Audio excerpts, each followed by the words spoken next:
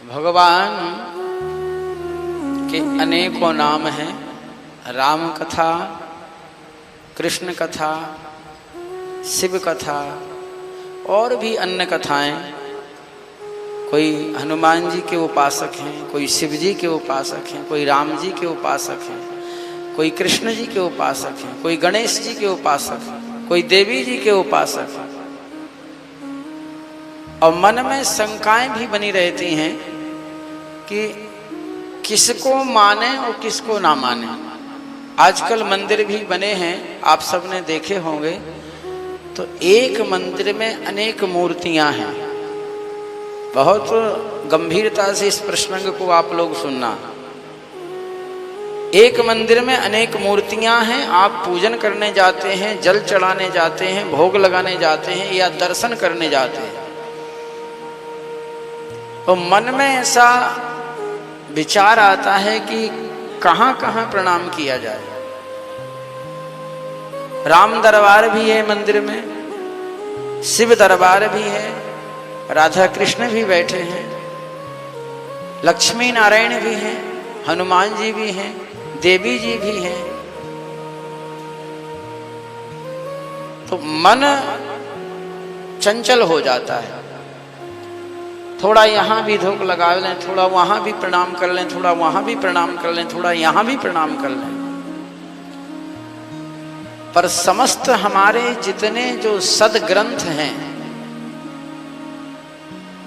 4 वेद, 6 शास्त्र, 18 पुराण, उन सब का निचोड़ जो बताया है, वेदों का, शास्त्रों का, पुराणों का, सब का निचोड़ कहाँ मिला? तो श्रीमद् भागवत महापुराण। श्रीमद् भागवत महापुराण। और वहां वर्णन आया है कि यथा तरोर मूल निषेचनेन तृप्त्यन्ति तत् स्कंद भुजोपशाखा। एक पेड़ है, जड़ एक है, और फिर उसकी शाखा निकली, फिर उसकी डालियां, पत्ते, टहनियां, पूरा झाड़ बन गया। और वह पूरा झाड़ सबको छाया दे रहा है। लेकिन उस झाड़ को कौन धारण किए हुए है? वो झाड़ कहाँ रुका हुआ है? उसको किसका आधार है? तो उसको आधार है जड़ का।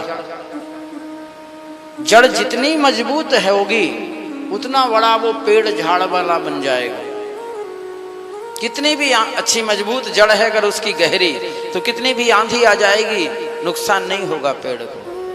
तो इस संपूर्ण ब्रह्मांड का जड़ कौन है?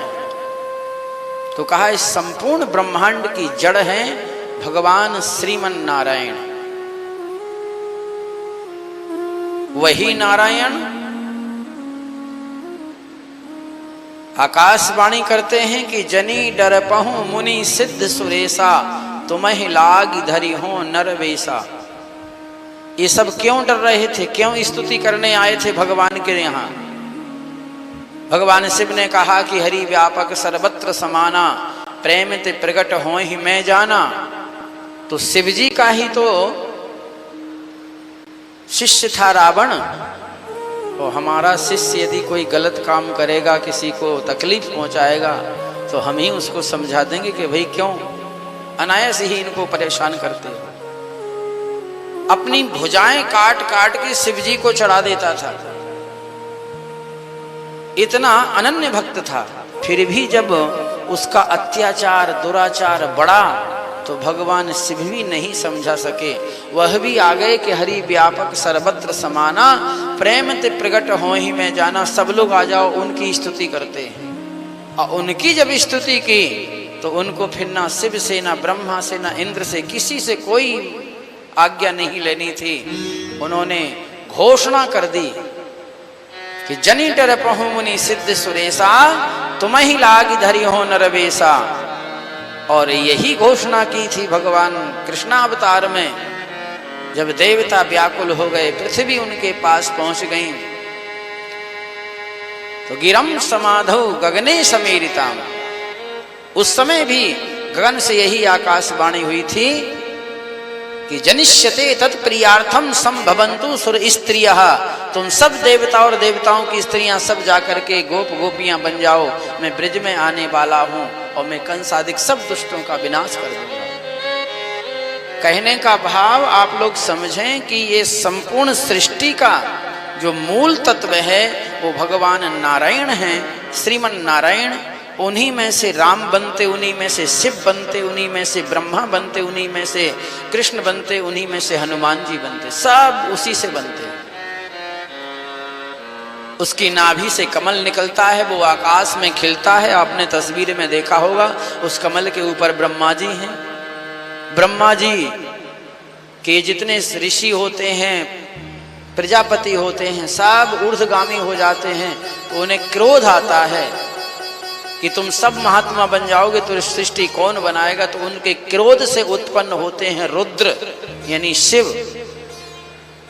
और फिर ब्रह्मादिक देवी देवताओं की सब की उत्पत्ति करते हैं। तो कहने का भाव है कि आपको आपके गुरुदेव ने जो भी इष्ट दिया हो उसी में तन्मय होकर के उसकी आराधना, उपासना, भजन, पूजा करना, तो आपकी भक्ति सार्थक होगी। और गुरुजी ने जो बता दिया और उसको भूल गए और इधर उधर के देवी देवताओं में, आराधना उपासनाओं में लग गए, तो आपकी भक्ति वैश्या भक्ति हो जाएगी। जैसे वैश्या का कोई आधार नहीं होता है, कोई वो नहीं है, ऐसे ही भक्त के लिए भी एकता में आना चाहिए। एके साधें सब सधें, सब साधें सब जाएं, पानी देवे मूल को, फूलें फलें अघाएं। तो जो आपको अच्छा लगता है, जो आपके गुरुदेव ने बता दिया है, उसी को इष्ट मान करके उसकी आराधना, उपासना, पूजा करना, तो आपके घर में सुख शांति आएगी। परिचय तो आपका किसी और से है और मानते किसी और को हैं, तो घर में परेशानियां आएंगी। आपके गुरुदेव ने आपको राम मंत्र की दीक्षा दी है और आप शिव उपासक बन रहे हैं, तो शिव जी कभी प्रसन्न नहीं होंगे। ध्यान देना, इस बात को नोट करके रखना। गुरुदेव ने राम मंत्र की दीक्षा दी है तो राम जी को ही सर्वस्व मानना, और गुरुदेव यदि आपको शिव मंत्र की दीक्षा देने वाले मिले थे तो शिव जी को मानना, कोई बुराई नहीं है। राम जी भी प्रसन्न होंगे, कृष्ण जी भी प्रसन्न होंगे। कहने का भाव है हमारा कि जो जिस संप्रदाय में, जो जिस सिद्धांत में है वहीं रहना। बिना पेंदी के लौटे मत बनना कि इधर भी लुढ़क गए, इधर भी लुढ़क गए, उधर भी लुढ़क गए। अपनी इष्टता में रहना, और जिसका इष्ट मजबूत होता है ना, उसका सब कुछ मजबूत हो जाता है।